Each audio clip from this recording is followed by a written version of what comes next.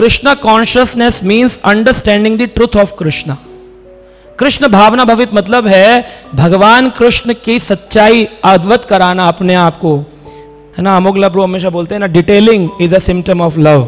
जितनी ज्यादा डिटेल में जा रहे हैं इसका मतलब आप उस व्यक्ति से प्रेम करते हैं। कृष्ण ने कितनी बार नारद मुनि से रुक्मिणी के बारे में सुना, कितनी बार रुक्मिणी ने नारद जी से कृष्ण के बारे में सुना। डिटेल क्यों ले रहे हैं? क्या कर रहे थे कृष्ण, क्या पहना था, कब आएंगे, ये डिटेल क्यों ले रहे हैं?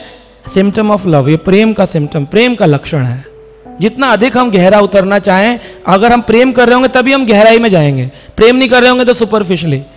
कार खरीदने जाते हो तो कितनी डिटेल पूछते हैं, कितने गियर में चलेगी, कौन से उसमें चलेगी, स्पोर्ट्स व्हीकल है, इकोनॉमिक स्पीड क्या है, कितना पूछते हैं, क्योंकि उस गाड़ी से प्रेम है।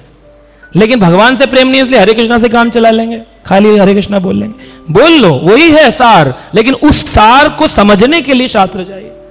तो चैतन्य चरितामृत के मध्य लीला के 25वें अध्याय के 265 नंबर प्यार में इस बात को श्रील प्रभुपाद ने स्थापित किया। कृष्ण तत्व, भक्ति तत्व, प्रेम तत्व सार, भाव तत्व, रस तत्व, लीला तत्व आर। ये प्रभुपाद जी बोल रहे हैं, ये 6 चीजें मालूम होंगी तभी आप कृष्णा कॉन्शियस कहलाओगे, कृष्ण भावना भवित। पहली है कृष्ण तत्व, तत्व से कृष्ण को जाना। इसलिए कई श्लोकों में आया, यही वेती तत्व वेता सही गुरु है। लोग बोलते तत्व क्या है, तत्व क्या है, तो तत्व का मतलब है कि कृष्ण ही अनेक अनेक रूपों में अपना विस्तार करते हैं। वरना आधे से ज्यादा लोग तो इसी पे लड़ते रहते हैं कि शिवजी भगवान है कि कृष्ण भगवान है। फिर उसके आगे को कुछ बढ़ जाते हैं, वो कहते हैं राम भगवान है, कृष्ण भगवान है। तत्व से जान जाएंगे तो फिर हमें ये सारे प्रॉब्लम सॉल्व हो जाएगी। हरिद्वार जाते हैं तो लोगों में मतभेद हो जाता है, बोले ये हरि का द्वार है। दूसरे बोलते हैं जो शिव जी को मानते, कह रहे नहीं नहीं ये हर द्वार है, शिव का द्वार है। हरि के द्वार की हरिद्वार। बोले जी जो लोग केदारनाथ जाते हैं उनके लिए हरिद्वार, जो बद्रीनाथ जाते हैं उनके लिए हरिद्वार। तो ये तत्व विभ्रम, तत्व ही नहीं जान रहे हैं।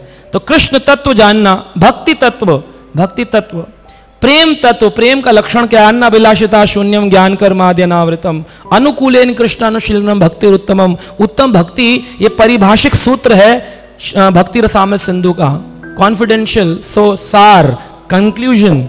सारी अभिलाषाएं छोड़ दो, केवल कृष्ण अनुगम करो, कृष्ण का पालन करो, और वो भी अनमोटिवेटेड, कॉन्टिन्यूअसली, टूटना नहीं चाहिए, नियम पूर्वक प्रेम। फिर भाव तत्व, भाव पता हो किस भाव से। अब कई लोग भावुकता को भाव कह देते हैं, रो रहे होंगे, लड्डू गोपाल को गोदी में रख लेंगे और ना बोलेंगे चाय पी रहा है लाला, चाय पिएगा लाला, चाय पिएगा। प्रभु जी हम सब चीज भोग लगा के खाते हैं, तुलसी डालकर चाय लेके फिर पहला दिन शुरू होता है हमारा। बड़े भाव से पूजा करते हैं, भाव थोड़ी है, ये भावुकता है। कृष्ण ने कौन सी चाय चोरी लीला करी थी? कहीं चाय चोरी बोले मक्खन मिश्र समझ में आता है, चाय चोरी लीला हुई कि चाय चोरी लीला करी कृष्ण ने? नहीं करी। फिर भी चाय पिला रहे हैं, भोग लगा रहे हैं, तुलसी भी डाल रहे हैं। गरम गरम चाय में तुलसी डालना अपराध है। चाय में तुलसी डाल दी, तुलसी मैया भी जल रही हैं, भगवान भी जल रहा है, ये मजे ले रहा है।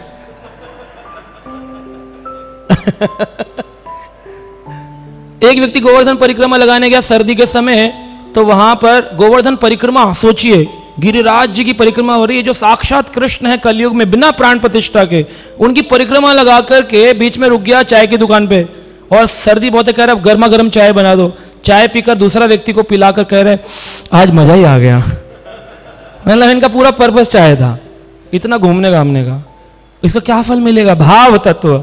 अब भाव से जो चीज कहती है वो फिर फल देती है। भगवान कह रहे हैं भाव, भाव का भूखा हूं मैं, भाव ही बस सार है, और भाव से जो मुझको भजे तो भव से बेड़ा पार है। वो बेड़ा पार तभी होगा जब भाव, वो वाला भाव होगा, आदो श्रद्धा, ततो साधु संग, भजन क्रिया, अनर्थ निवृत्ति, निष्ठा, रुचि, आसक्ति, भाव, उसके बाद प्रेम है। इनका भाव नहीं है, गोदी में बिठाए बिठाए के लड्डू गोपाल उछाल रहे हैं और भाव है, टोकरियों में लेके घूम रहे हैं, भाव है। ये भाव नहीं है।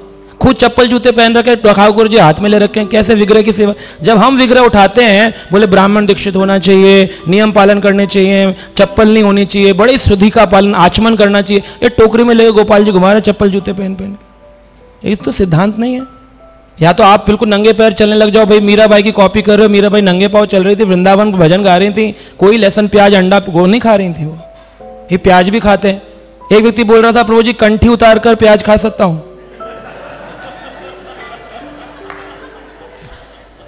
बोला हमारे कैंटीन में प्याज के पराठे मिलते ब्रेकफास्ट में, मैं खा लूंगा फिर घर आके दोबारा पहन लूंगा।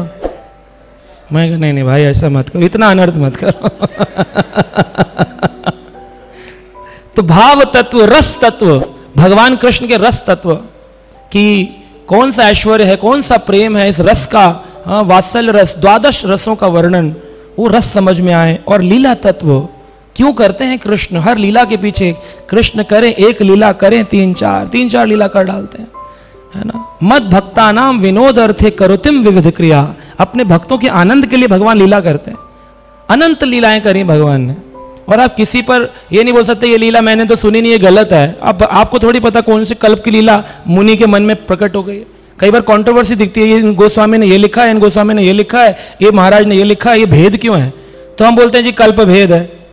तो कल्प भेद तो है, लेकिन कल्प भेद में क्यों आया? क्योंकि किसी कल्प की लीला किसी के आए मन में, मानस पटल पर किसी के मन में कोई ही कल्प की लीला है। तो इसका मतलब उनकी चिंतन में कृष्ण ने कौन सा दिखाया है हमको क्या पता। भगवान अद्भुत है।